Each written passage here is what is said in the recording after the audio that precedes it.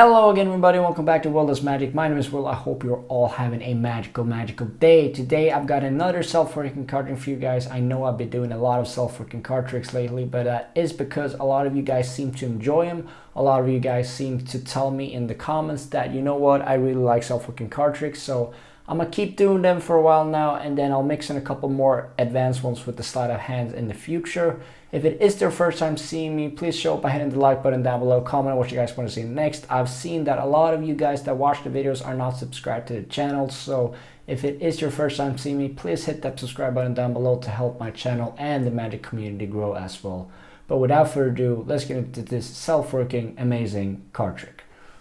So for this trick, we actually don't need a whole deck of cards. I've only taken out a couple cards here that we're going to use. Now I'm going to go ahead and give these cards a small little riffle shuffle, which is extremely hard if you got a small amount of decks. But I want you to pick up about half, maybe a little bit more or less, doesn't really matter, so a little bit more. And then I'm going to do a kind of rose switch, I guess you can call it, and I would like you to push these cards together. So just push them together, really make sure they're mixed up. And then, you know what, we can even do that one more time. So we're going to square up these cards. If I'm going to be able to do that, we're going to lift off about half again. We're going to turn those into roses, and then we're just going to push those cards into each other, making sure that they are shuffled well and good. Now, while I'm squaring up the cards, I'm going to explain what's going to happen. I'm going to have you deal down one card towards yourself and then one card towards me, and then I would like you to do that through the whole of the deck, all right? So you're going to put one card towards you, one card towards me, one card towards you, one card towards me, and then keep going it like that. And then whichever card you get last is the deck we're going to keep. So we're going to get rid of this pile. Now the same thing, you're going to deal one card towards you, one card towards me, and then we're going to keep doing it. So we're going to get rid of this pile, and then one card towards you, one card towards me. We're going to keep doing that until we are only left with two cards. Now remember that we had these bunch of different cards from the start, and then you were allowed to mix these together as we did the rose spread, and then mix them together, and then you were allowed to deal these cards back and forth however you wanted. Now wouldn't it be amazing if these two cards were actually connected? Compared to the whole of the rest of the deck, these two cards were meant for you to pick. If we take a look at the two cards you picked both the red kings. Now, if you don't seem to think that's amazing, I understand you, because I could have this whole deck filled with all red kings, which is why it makes it a lot more impressive that all the other cards, in fact, are black. Now, that's the trick, guys. I hope you enjoyed it. Now, let's get into the tutorial of this trick. So, guys, for this card trick, what you're going to need is two of one color. If you want to pick red or black, it doesn't matter, preferably soulmates. So if you got the king of diamonds, you would have the king of hearts. If you got the ace of diamonds, you would have the ace of hearts, and you get the point. Then you're going to pick 15 other cards that are in the opposite color. Now the suits and values doesn't matter, just the opposite color. I believe you can do this with any number that is divisible by 4. There's a math term towards this, that's why it's self-working. But you don't have to have 15. I believe you could have 19 or 11 or something like that. It works out somehow. But the whole point of the trick is that you're going to gather up all these cards, so 17 cards in total, and then have the two red cards up top.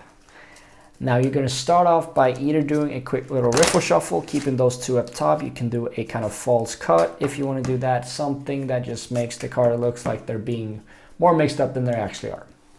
Now you're going to have the spectator pick off preferably more than half. Now the reason we're doing this is that when we're doing the rose petal mixing, I do not know what this one is called, so if you do know it, please let me know down in the comments down below.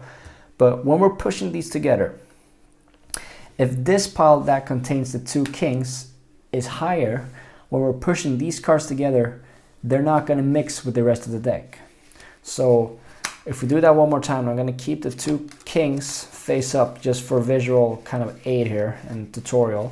So we're going to pick off a bit more than half. That may be too much, but a bit more than half. We're going to turn those into rose petals. I believe it's called something with rose. Now, if you see that your deck is kind of evenly, you can put a bit of pressure on the side of the pile that's got the kings in it. Now what that does is when you're pushing these together, you're avoiding any kind of error where those kings could get mixed up in between cards. So you put a bit of pressure, not that much, depending on what kind of surface you have. If you got a soft surface, you can push quite hard and it'll be more noticeable. If you got a harder surface, it's hard to push. So push a little bit, get those kings mixed up, or not the kings, sorry, the other cards mixed up, keep the kings up top. And then from here, you're going to explain how the trick is going to be done. So you're going to tell the spectator that they're going to place a card down and then another card opposite it. So either place it to you first or themselves first. It doesn't matter which way you want to go. But then you want to pick up, you want to place the rest of the cards on top of one king, pick the other king up, and then pick the whole thing up. So you got one king on top, one king on the bottom. Now what that's going to do is that it's always going to allow you to have the last card being placed being one of your chosen cards. So once again, you got the two kings up top. You're going to explain it. All right, so I'm going to put one card down for you, one card down for me. All right, and then I'm going to let you do this, but I just want to show you. So you got it? All right, so we're going to put one card down, and you're going to go through this whole deck doing this. Now it's always going to end up having those two kings in the same pile, and then you say, all right, so whichever pile has the last card, we're going to keep, and then we're going to remove the other cards. And then you do the same thing again. So you keep dealing it, removing the pile that's not got the kings in them. You do it one more time, and then you'll be left with the two kings like that. Now obviously these will be face down, but just for the visual tutorial, I will have them keep faced up. And then what you do is that you're going to say, all right, so out of all of these cards, we got to mix up the cards in the start. You got to deal out the cards. We removed half of the cards every time we remove them. So now we're left with two cards only. Wouldn't it be amazing if those two somehow were connected? You're going to reveal that those two cards are in fact soulmates. You're going to let that sink in, and then you can actually say that, all right, but who knows? I could have picked all of these cards to be red kings. Like, there's no way you could have known because you didn't see the cards from the beginning.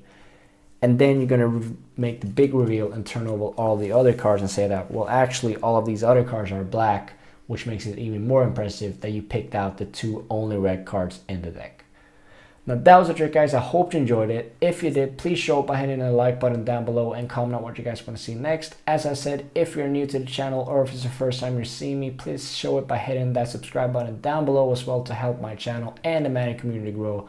I wish you all a magical day, and I'll see you in the next video. Bye.